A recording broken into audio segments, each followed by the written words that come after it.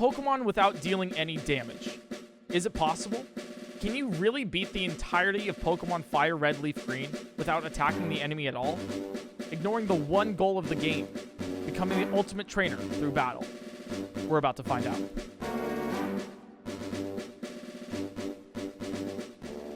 The first thing we need to do is set the ground rules. What counts as dealing damage to other Pokemon?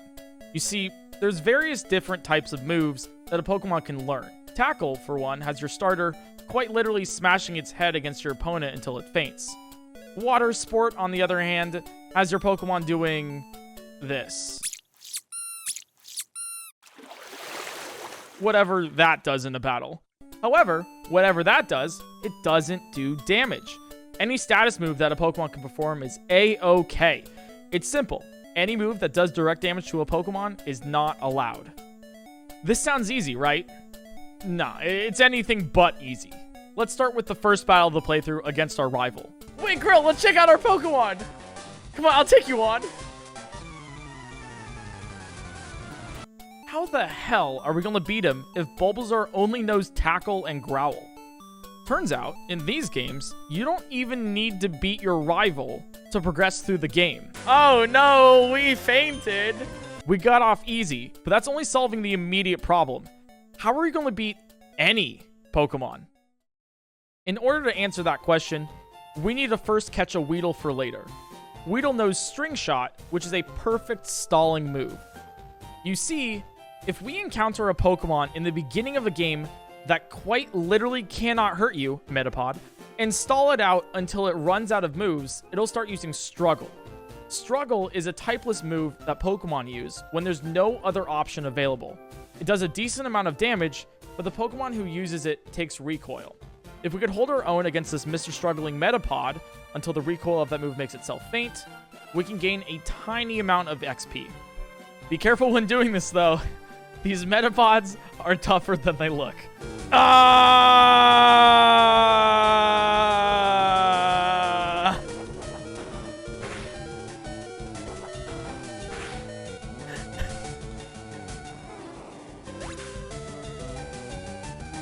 We just die to a Metapod. We don't talk about what happened there. After the Metapocalypse, our Lettuce gained enough levels to finally learn its first useful move, Leech Seed. Leech Seed is a non-damaging status move that drains the opponent's health over time. Great, right? Wrong. It only drains a small amount of health each turn, and it doesn't work on every Pokemon out there. It works now, but we're going to run into some trouble later.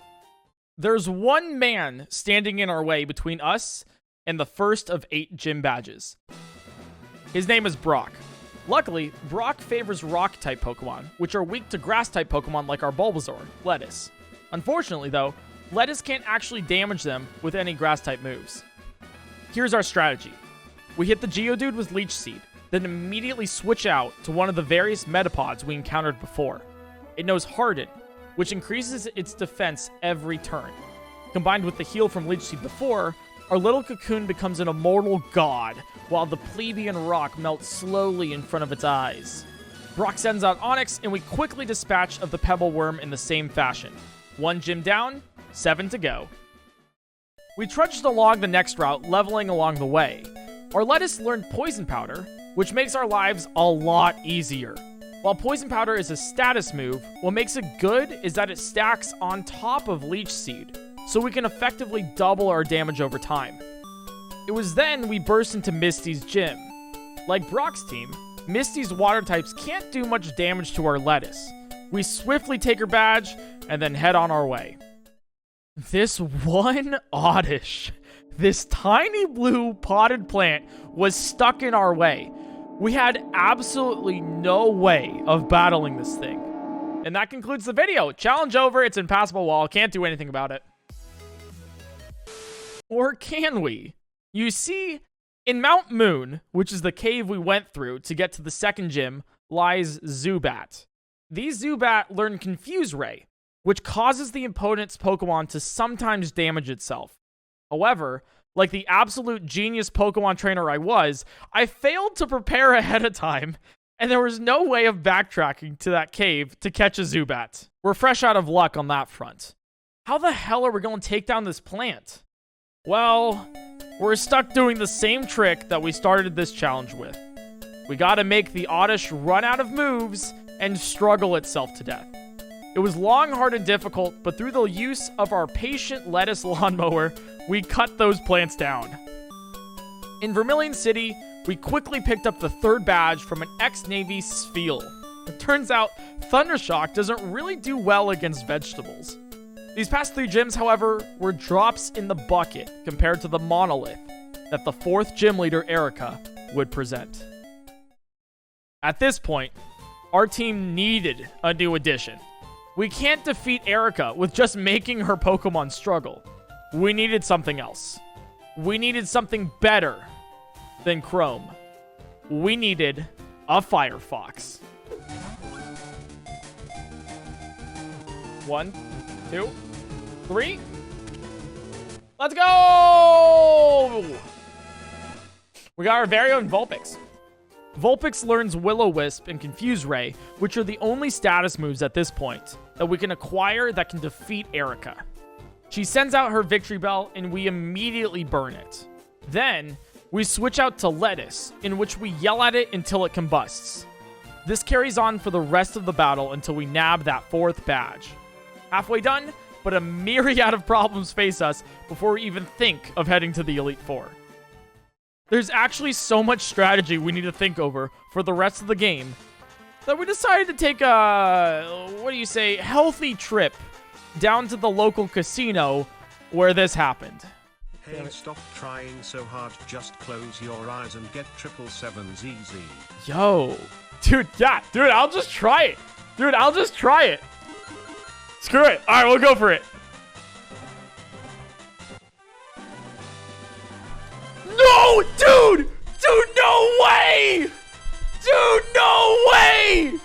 With our newfound winnings, we discover a hidden compartment down below and then defeat all the rocket grunts to acquire the Silph Scope. This allows us to get our 3rd party member and an integral component of the strategy we're going to implement for the run. We go to the Pokemon Tower to catch a Ghastly and appropriately name him Rick Ghastly, who never gives up and never lets you down. You see, Ghastly is a special kind of Pokemon. It knows the moves Curse, Destiny Bond, and Nightmare.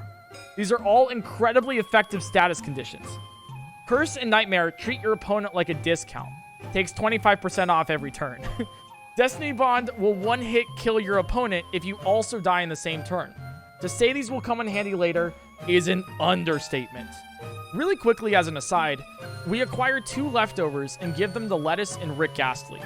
This item heals 1/16 of your Pokemon's maximum HP per turn, which is incredibly useful when we need to wait in battle for our opponent to faint themselves. We use our winnings from our astounding skill at the casino slots to buy ourselves a bike and head down to Fuchsia City, where we face off against Koga. With Koga's 5th gym badge under our belt with a clutch win, we now head towards Saffron City. We teach Lettuce Toxic and see what's up with the Silph Co Tower. We collect our next party member here. It knows probably one of the most overpowered moves in Fire Red Leaf Green if used properly. That Pokemon is Lapras, and that move is Perish Song. For the uninitiated, Perish Song will automatically faint any Pokemon that hears it within 3 turns. You see, you can easily cancel out this move by switching into another Pokemon. But if you have only one Pokemon left and no other Pokemon to switch into, game over. Lapras is going to be our finisher. And you know what? It's taken me 17 hours to get to this point, including melting my brain over the strategies that we have to use in this challenge. I think I deserve a little bit of a plug. So we'll name this Lapras Subscribe. So if you want to, it helps out the channel, and you'll be notified of when another fun video like this goes live. We use our new Subscribe in our team against Giovanni and sweep the ending with Perish Song. On to our 6th gym. However, this isn't some walk in the park.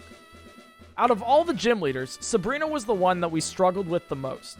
Her team is made of psychic types, which isn't inherently awful versus our diverse cast, but the move Future Sight, it's a move that hits a few turns after the opponent uses it, it gives us a run for our money. A lot of our strategy involves switching out our Pokemon after dealing status-inflicting moves. But with the existence of Future Sight, an Alakazam that is unable to move can still one-hit KO any of our team. It took us countless tries, but here was the winning tactic we ended up using.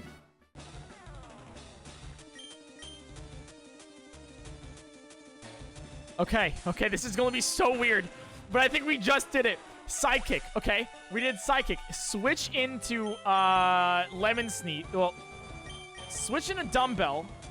Dumbbell takes Future Sight. And then Perish Song kills Alakazam, I think.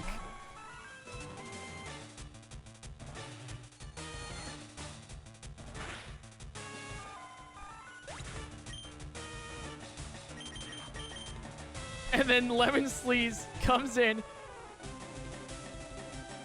Yes! We did it! Blaine and Giovanni posed no challenge with our team afterwards, boasting easier team compositions than Sabrina. We easily swept through those 2 gyms, getting us all 8 of the badges that we finally needed to face the Elite Four. But first, we needed to take a look at our team composition. We're vastly underleveled. However, the major thing that sticks out even more is that we only have 5 prominent members of our team. Who's going to round out the 6th slot? There's plenty of candidates like Zubat and Butterfree who know things like Confuse Ray and Sleep Powder. However, the one that stuck out the most was oddly Coughing. You see, Coughing is a mix between Lettuce and Rick Ghastly. It can learn Destiny Bond, stall with Smokescreen, and poison the opponent with Poison Gas. It was an all-around utility. We caught one, but absolutely not in the way you would expect. Don't mind if I do! Also, we've reached 24 hours. Nice. All right, let's catch this Coughing, guys.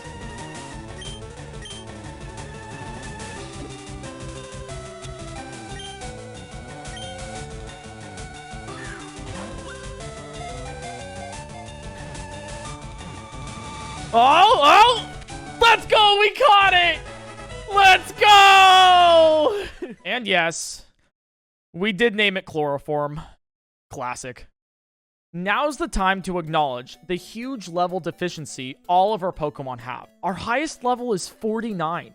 The highest level Pokemon we're going to face in the Elite Four? 63! This is where the daycare comes in handy. When you deposit a Pokemon into the daycare, every step you take increases its EXP by 1. So we're about to run several marathons.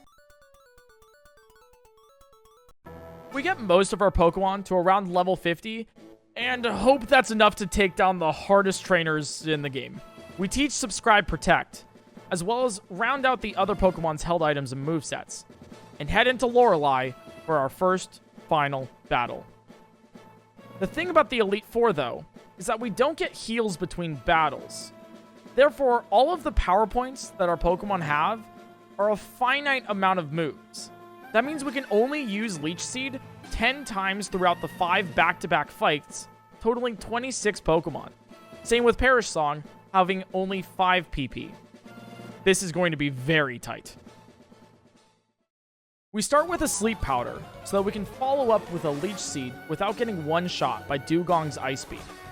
More importantly, though, Lorelei's team knows Safeguard, which is the bane of our existence, as it blocks most status moves. The only moves that we can use. So we switch into Subscribe and use a combo of Attract and Confuse Ray, so even if the Dugong wanted to move, it's simply unable to. Leech Seed chips away at its health until it faints. Cloyster and Slowbro go down in the exact same fashion. We then switch into Rick Ghastly, who makes an absolute clutch play by Destiny Bonding the Jinx and taking it down with it. It's easy sailing from there, since we switch into Subscribe and use Perish Song. With Lorelei's Lapras having nowhere to go, it faints after hearing our fantastical version of Celine Dion's My Heart Will Go On. First Elite Four member down, but unfortunately, we come to a grave conclusion. And there we go. We did the first Elite Four. Dude, the strats in this are nuts. Oh, we do not have heals.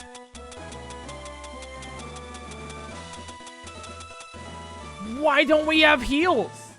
Well, after beating Lorelei for the second time, we were ready for Bruno. We used the same opening as the previous fight and demolish his Onyx with the classic stall of Leech Seed combined with Growl and Leftovers. Bruno's Hitmonlee gave us a little trouble though, as it knocked out our Chloroform. But Rick Ghastly came in clutch with a Confuse Ray, rendering the opponent useless while we wasted turns playing the Pokeflute. And my god, we kept playing that Pokeflute. Remember earlier when I mentioned that the finite moveset we had coming into the Elite Four was a problem? Well, it turns out that in Fire Red, Leaf Green, rather than use some sort of useless move to pass the time while your opponent damages itself, you can just play the Pokeflute to waste a turn. We used that strategy to sweep the rest of his party and finish it off again with a sweet Subscribe Perish song. 2 down, 3 to go. Agatha poses a problem though that is unique to all of the other trainers. She runs a lot of ghost types in our arsenal. While that's not totally awful when it comes to our team's typing, she uses all the same strategies that we have up until this point. But this little old lady didn't know what was coming for her. Most of the tactics she uses revolves around putting our team to sleep and then using a variety of moves, such as Dream Eater and Nightmare. The kicker though? We're so busy wasting our moves with the Pokeflute that it quite literally just wakes up her Pokemon before she can do anything. We Leech Seed and burn most of her team, which is where Subscribe goes from good to great. A general rule of thumb when facing Pokemon trainers is that their Pokemon's gender will be around the same as the trainer. Since Subscribe is a boy, Attract works on all of Agatha's team. We do a combination of setting up status moves and stalling with Subscribe to sweep her party. Ended off with a Perish song, and we're on to Lance. The worrying thing though, we had almost no healing items left. We'd have to play our best. We begin the fight standard. However, this would be anything but. Gyarados faints with a Leech Seed stall. Horror befalls our team though, when Lance's Aerodactyl hits the field. I thought we would go first! Dude, Dumbbell sucks. And it got the Ancient Power buff too. Oh, God! Dude, if we go first... we're gonna keep that there. Then we're gonna switch into Subscribe. We switch into Subscribe, who luckily protects before a Hyper Beam. That menace is gone, but so are most of our Pokemon. We come close to a team wipe with his next Dragonite, but we chip away with Poison for the win. Subscribe closes out the battle with a classic Perish song. 1 battle left. Our team is looking awful though, because we don't have enough health items left for a full party heal. We're going into the final battle with most of our team at low health and little revives. It's now or never. Can we do it? Champion Boy poses our toughest and final battle. He opens with Pidgeot, and we go with the tried and true Leech Seed. But something unexpected happens. Rather than stall with our casual Pokeflute strategy, we use Growl. This lowers Pidgeot's attack to such pitiful levels that it can't hope to defeat us. Who knew the first move we ever used in this challenge would come to be our best? His Alakazam is tough, but we sacrifice Rick Ghastly for a final curse. We gave Rick Ghastly up. Finish it out with Lettuce, and Rival Boy brings out the big guy, Charizard. He knocks out our Dumbbell quick, but we bring back Lettuce for a Leech Seed. Using Subscribe to stall, he faints. Rhydon and Executor go down in the same way. And to cap it all off, we use Subscribe for the final Perish song and defeat the champion. So you've won. Sincerely, congratulations. You've grown up so much since you left with Bulbasaur. Yeah, Lettuce. Hell yeah. Take that, boy. That's right. Grill standing at the top. Suck it. We're not, dude, no sportsmanlike conduct here. Dude, you literally deserve to lose. Awful. Take that. Look at that. We're going to mark ourselves in the Hall of Fame, and you're going to deal with it. You're going to like it, and we're going to... Oh, dude, you were champion for literally an hour. Like, imagine that. We just came along and just blasted your ass. Well, I heard you worked hard to become the new league champion. Yeah, 31 hours. Oh, my God. We've done it. With Lettuce, level 58. Lemon Sneeze with the 44. Chloroform, 48. Subscribe with the 54.